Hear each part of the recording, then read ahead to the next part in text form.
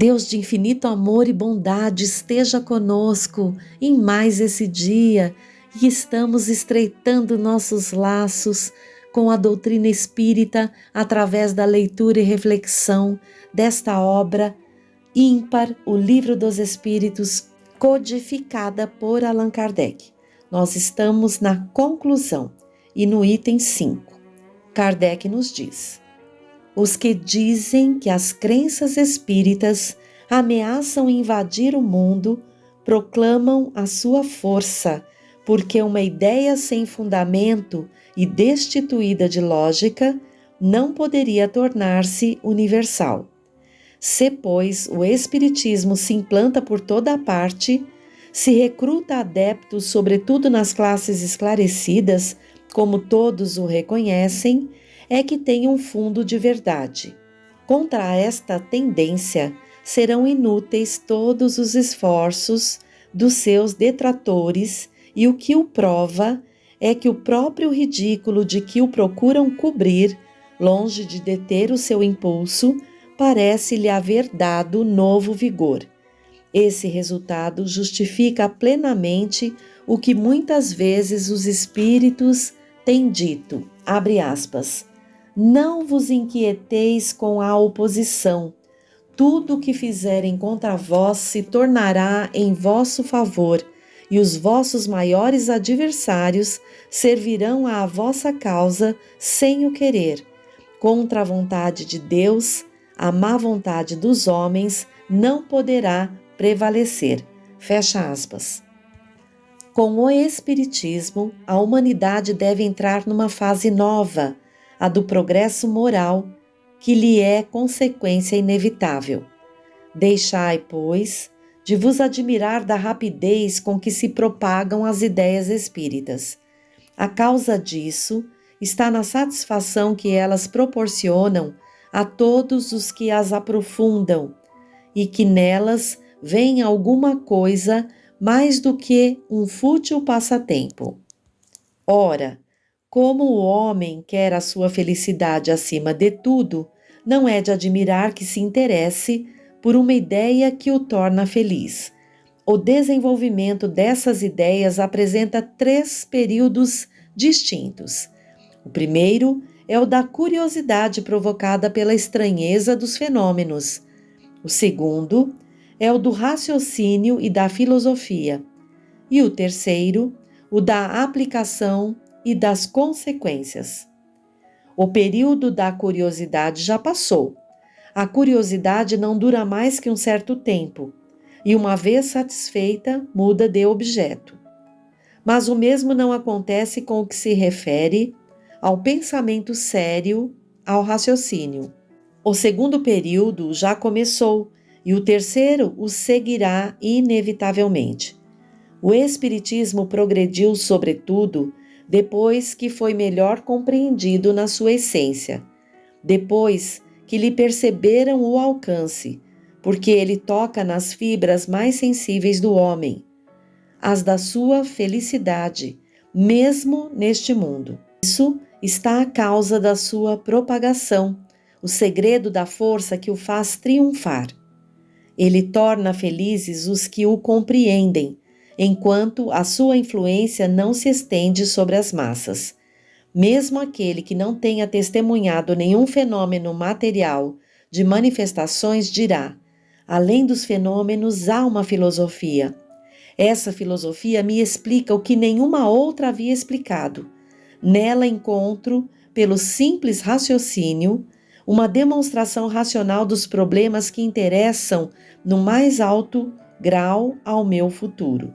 Ela me proporciona a calma, a segurança, a confiança, me livra do tormento da incerteza e, ao lado disso, a questão dos fatos materiais se torna secundária. Vós todos que o atacais, quereis um meio de o combater com sucesso? Ei-lo aqui. Substituí-o por alguma coisa melhor. Encontrai uma solução mais filosófica para todas as questões que ele resolve. Dai ao homem outra certeza que o torna mais feliz, mas compreendei bem o alcance dessa palavra certeza, porque o homem não aceita como certo, senão o que lhe parece lógico. Não vos contenteis de dizer que isso não é assim, porque é muito fácil negar. Provai não por uma negação, mas através dos fatos, que isso não é, jamais foi e nem pode ser. E se isso não é, dizei sobretudo o que deveria ser em seu lugar. Provai, por fim, que as consequências do Espiritismo não tornam os homens melhores e, portanto, mais felizes pela prática da mais pura moral evangélica, moral que muito se louva, mas pouco se pratica. Quando tiverdes feito isso, tereis o direito de o atacar. O Espiritismo é forte porque se apoia nas próprias bases da religião: Deus, a alma, as penas e as recompensas futuras, e porque, sobretudo, mostra essas penas e recompensas como consequências naturais da vida terrena, oferecendo um quadro do futuro em que nada pode ser contestado pela mais exigente razão. Vós, cuja doutrina consiste inteiramente na negação do futuro, que compensação ofereceis para os sofrimentos deste mundo? Vós vos apoiais na incredulidade, e ele se apoia na confiança em Deus. Enquanto ele convida os homens à felicidade, à esperança, à verdadeira fraternidade, vós lhe ofereceis o nada por perspectiva e o egoísmo por consolação. Ele explica tudo, vós nada explicais. Ele prova pelos fatos e vós nada provais. Como quereis que o homem hesite entre essas duas doutrinas? Que item maravilhoso, esclarecedor aqui de Kardec a todos nós, porque ele fala justamente, continua falando ali da questão do espiritismo em oposição ao materialismo. Então, é pela lógica que o espiritismo ganha corpo no mundo inteiro e aos poucos mesmo, para que consiga auxiliar e levar à transição planetária, a elevar o planeta Terra numa outra condição. Então aqui Kardec realiza várias perguntas de reflexão àqueles que ainda estão em dúvida, negando o Espiritismo Consolador prometido. Vamos agora ao item 6.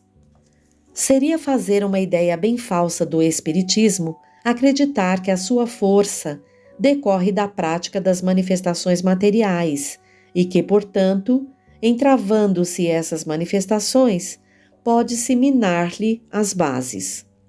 Sua força está na sua filosofia, no apelo que faz à razão e ao bom senso. Na antiguidade, ele era objeto de estudos misteriosos, cuidadosamente ocultos ao vulgo.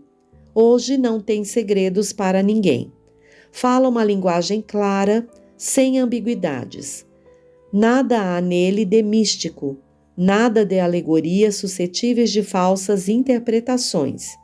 Ele quer ser compreendido por todos porque chegaram os tempos de se fazer que os homens conheçam a verdade. Longe de se opor à difusão da luz, ele a deseja para todos. Não reclama uma crença séria, mas quer que se saiba por que se crê.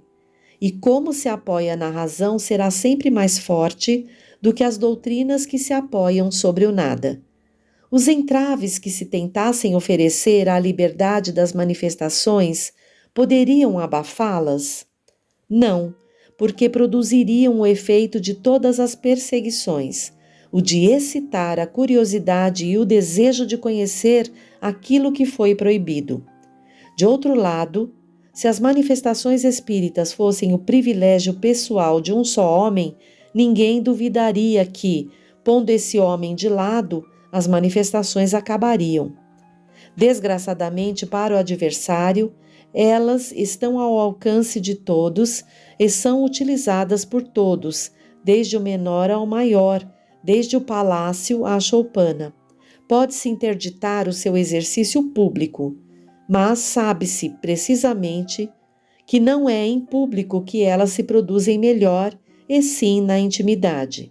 Ora, cada um podendo ser médium, quem pode impedir uma família no seu lar, um indivíduo no silêncio do seu gabinete, o prisioneiro na sua cela, de terem comunicações com os espíritos, à revelia e até mesmo em face dos seus verdugos? Se as proibissem num país, poderiam ser impedidas nos países vizinhos ou no mundo inteiro, pois não há uma região nas duas partes da terra em que não haja médiuns? Para encarcerar todos os médiuns, seria necessário encarcerar a metade do gênero humano, conseguindo-se mesmo, o que não seria mais fácil, queimar todos os livros espíritas que no dia seguinte eles estariam reproduzidos, porque a mente é inatingível e porque não se poderia jamais se encarcerar nem queimar os espíritos, seus verdadeiros autores. O Espiritismo não é obra de um homem. Ninguém se pode dizer seu autor, porque ele é tão antigo quanto a criação.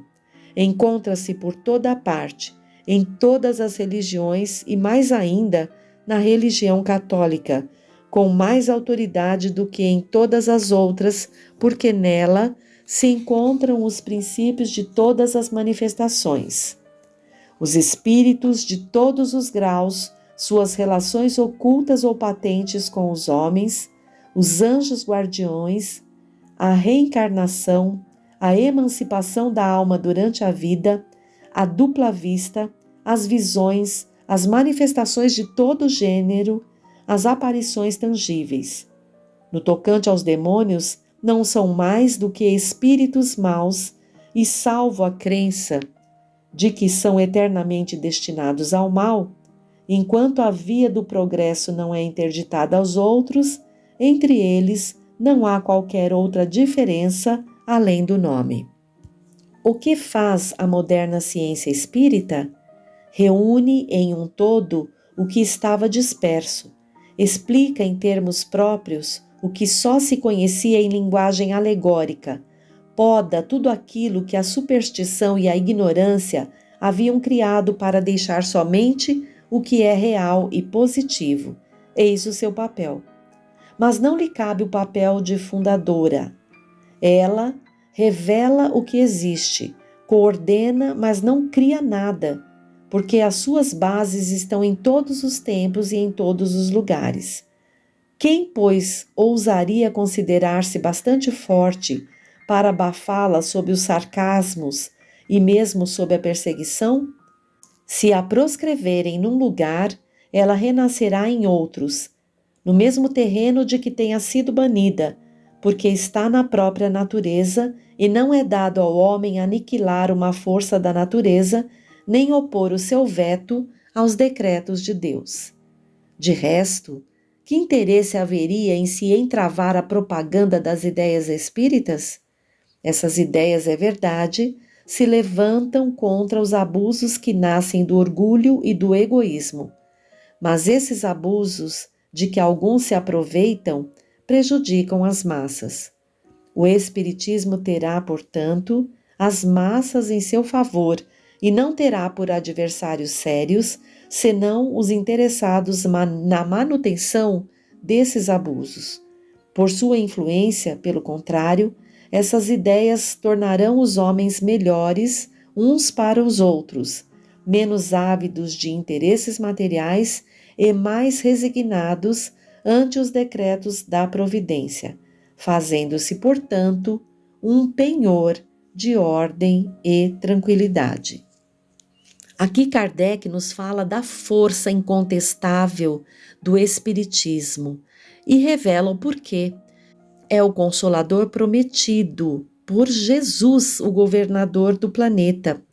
E ele não vem trazer nenhuma moral nova, e sim trazer a do Cristo, trazer a compreensão para o que o Cristo veio nos trazer. É por isso que está em desde a antiguidade até hoje, inclusive nas religiões, onde os fenômenos estão evidentes.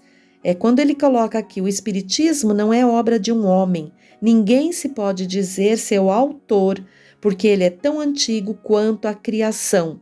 Encontra-se por toda a parte, em todas as religiões e mais ainda na religião católica, com mais autoridade do que em todas as outras, porque nelas se encontram os princípios de todas as manifestações. E aí vai citando, né? A emancipação da alma, a dupla vista, as visões, pontuando apenas a ressalva no que se refere aos demônios, que para o Espiritismo são os espíritos maus, mas não estão destinados eternamente ao mal. Essa é a diferença. Vamos dar continuidade então ao item 7. Kardec nos diz: o Espiritismo se apresenta sob 3 aspectos diferentes: o das manifestações, o dos princípios da filosofia e moral que delas decorrem e o da aplicação desses princípios. Daí, as 3 classes ou antes, os 3 graus de adeptos. Primeiro, os que creem nas manifestações e se limitam a constatá-las. Para eles, é uma ciência de experimentação. Segundo, os que compreendem as suas consequências morais. Terceiro, os que praticam ou se esforçam por praticar essa moral. Qualquer que seja o ponto de vista científico ou moral sob o qual se encarem esses fenômenos estranhos, cada um deles compreende que é toda uma nova ordem de ideias que surge e cujas consequências não podem deixar de ser uma profunda modificação no estado da humanidade, compreendendo também que essa modificação não pode verificar-se a não ser no sentido do bem. Quanto aos adversários, também podemos classificá-los em 3 categorias.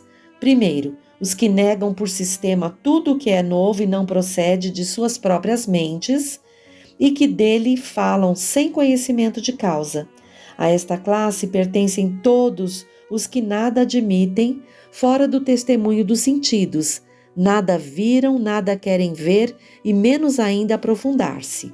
Ficariam mesmo aborrecidos se vissem as coisas de maneira muito clara, de medo de serem forçados a convir que não têm razão. Para eles, o Espiritismo é uma quimera, uma loucura, uma utopia. Ele não existe e eis tudo. Estes são os incrédulos de posição fixada. Ao seu lado, podem ser colocados os que não lhe lançaram sequer um golpe de vista para desencargo de consciência, a fim de poderem dizer: quis ver e nada vi. Eles não compreendem que possa ser necessário mais de meia hora para se darem conta de toda uma ciência. Segundo, os que, sabendo muito bem o que devem pensar da realidade dos fatos, não obstante os combatem por motivo de interesse pessoal. Para eles, o Espiritismo existe, mas temem suas consequências e o atacam como a um inimigo. Terceiro, os que encontram na moral espírita uma censura demasiado severa para os seus atos ou as suas tendências. O Espiritismo tomado a sério os incomodaria. Esses não rejeitam nem o aprovam, preferem fechar os olhos. Os primeiros são levados pelo orgulho e pela presunção, os segundos pela ambição, os terceiros pelo egoísmo. Compreende-se que essas causas de oposição, nada tendo de sólidas, devem desaparecer com o tempo, pois em vão procuraríamos uma 4ª classe de antagonistas, ou seja, aquela que se apoiasse em causas contrárias evidentes, demonstrando um estudo consciencioso e laborioso do problema. Todos não lhe opõem senão a negação. Nenhum deles apresenta uma demonstração séria e irrefutável em contrário. Seria presumir demasiado da natureza humana acreditar que ela pudesse transformar-se subitamente pelas ideias espíritas. A ação dessas ideias não é certamente a mesma, nem do mesmo grau, em todos os que a professam, mas qualquer que seja o seu resultado, mesmo fraco, representa sempre uma melhora, mesmo que seja apenas o de dar a prova da existência de um mundo extracorpóreo, o que implica a negação das doutrinas materialistas. Isto é o que decorre da simples observação dos fatos. Mas entre os que compreendem o espiritismo filosófico e nele veem alguma coisa mais do que os fenômenos, mais ou menos curiosos, os efeitos são outros. O primeiro e o mais geral é o de desenvolver o sentimento religioso, até mesmo naquele, sem ser materialista, seja indiferente às coisas espirituais. Disso resulta para ele o desprezo pela morte. Não dizemos o desejo pela morte, longe disso, porque o espírita defenderá a vida como qualquer outro, mas uma indiferença que lhe faz aceitar sem queixas nem pesar uma morte inevitável como uma coisa antes feliz do que lhe sobrevirá. O segundo efeito, talvez tão geral como o primeiro, é a resignação em face das vicissitudes da vida. O Espiritismo faz ver as coisas de tão alto que a vida terrena perde 3/4 partes de sua importância e o homem não mais se perturba tanto com as suas tribulações. Daí, mais coragem nas aflições, mais moderação nos desejos e daí também o afastamento do desejo de abreviar a vida, porque a ciência espírita ensina que pelo suicídio se perde sempre o que se pretendia ganhar. A certeza de um futuro que de nós mesmos depende tornar feliz, a possibilidade de estabelecer relações com os seres que nos são caros proporcionam ao espírita uma suprema consolação. Seu horizonte se amplia até o infinito pela visão contínua da vida de além-túmulo, da qual pode sondar as misteriosas profundidades. O terceiro efeito é o de despertar a indulgência para com os defeitos alheios. Mas é necessário dizê-lo, o princípio do egoísmo e tudo o que dele decorre são o que há de mais tenaz no homem e, por conseguinte, mais difícil de se desenraizar. Podemos fazer sacrifícios voluntários, contanto que nada custem e, sobretudo, que não nos privem de nada. O dinheiro exerce ainda sobre a maioria dos homens uma atração irresistível e bem poucos compreendem a palavra supérfluo quando se trata de suas próprias pessoas. Assim, a abnegação de si mesmo é um sinal do mais eminente progresso. Então, companheiros, fiquemos com essas reflexões, principalmente essas últimas aqui. Nós que nos dizemos espíritas, observemos bem essas últimas palavras aqui de Allan Kardec e lutemos por combater em nós esta questão do egoísmo, do interesse pela questão material ainda que nos pega e que nos deixa longe da abnegação. A abnegação de si mesmo, que é sinal do mais eminente progresso. Fiquemos todos no amor de Deus e rogando a esse Pai misericordioso que nos auxilie em nossa reforma íntima. Até o próximo encontro.